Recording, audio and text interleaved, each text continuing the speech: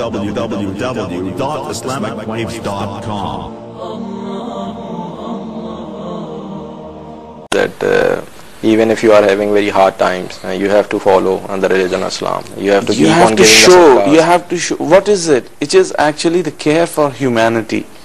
We nowadays talk a lot about human rights. That is it. But see the teachings of Islam, that despite when the Sahabas, when they migrated to Medina, those who were resident in Medina, the performance of Isar, the performance the charity they did at that time, the history cannot even recount and recall such a sacrifice made by the Sahabas, the Ansars of Medina for the Muhajireens of Makkah. That is a historical event which cannot be found anywhere else in the history, in any culture, in any nation. So this is the history that Muslims possess, and these are the teachings which these awliya, they are showing us as a role model, that even despite you don't possess much, you have to be generous enough, you have to care for others. This is the teaching, this is the lesson which is passed on, showed to us. Even you don't have much wealth to survive, but you care for others. That is one of the events that happened in the life of Khwaja Gharib Nawaz Rahmatullah Alayh was a person came to with the intention of killing him, and when he encountered Khwaja Gharib Nawaz Rahmatullah Alayh, somehow he survived, and later he said to the person that you came with the intention of killing me, so if you want to do that, you can go ahead and kill me. And the person was so impressed with his kindness and his forgiveness that he became a follower of Khwaja Gharib Nawaz. My question to Mufti Irshad Ahmad Sahab, can you tell us that we go to the shrines, we celebrate the Urs, the death anniversary of these saints. We pay our homage by going to their shrines and a tribute. And we are talking today because we want to pay a tribute to Khwaja Gharib Nawaz Rahmatullah Alayh.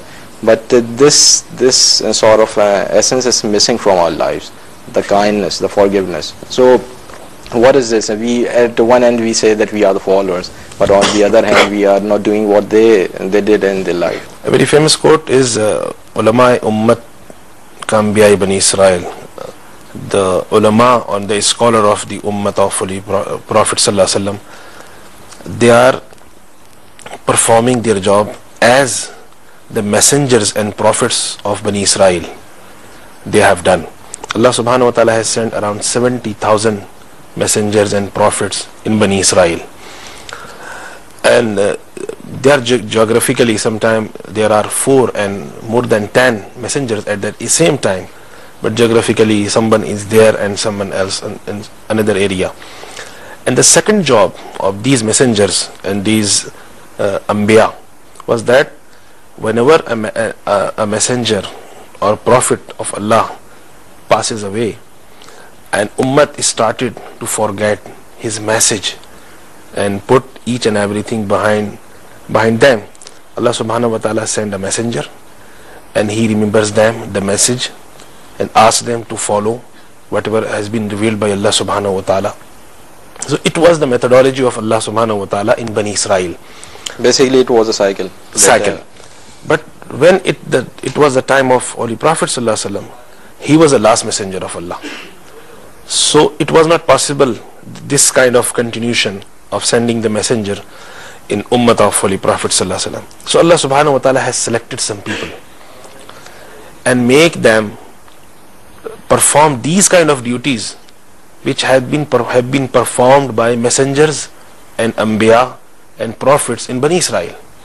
So therefore these are very sacred, very respectful personalities, and the actual message of these people is remembrance of the message of Allah. They basically came to us. What is the quality? The quality of these people, what? Basically they are follower of Allah. They are follower of Holy Prophet Sallallahu Alaihi Wasallam. They tried maximally to keep on the right path. If you look at their life, they do not spend their life in earning the wealth. They spend their life in obedience. So basically this is the message. This was actual message sent by them.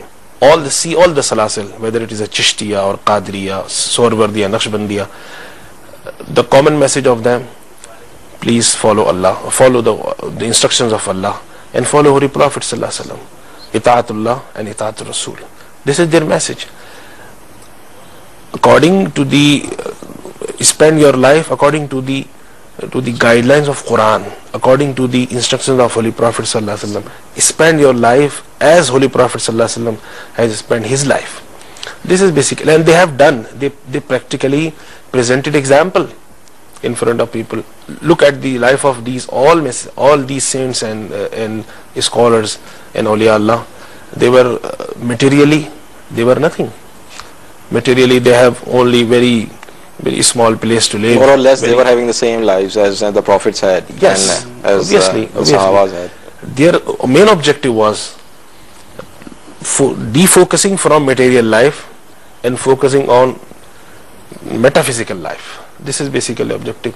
Now we are celebrating their many things. True, if we want to celebrate that Allah subhanahu wa ta'ala has granted us such a big personality, and we pay thanks to Allah subhanahu wa ta'ala, this is fine. But paying the thanks and forgetting the message is not the true way of the following.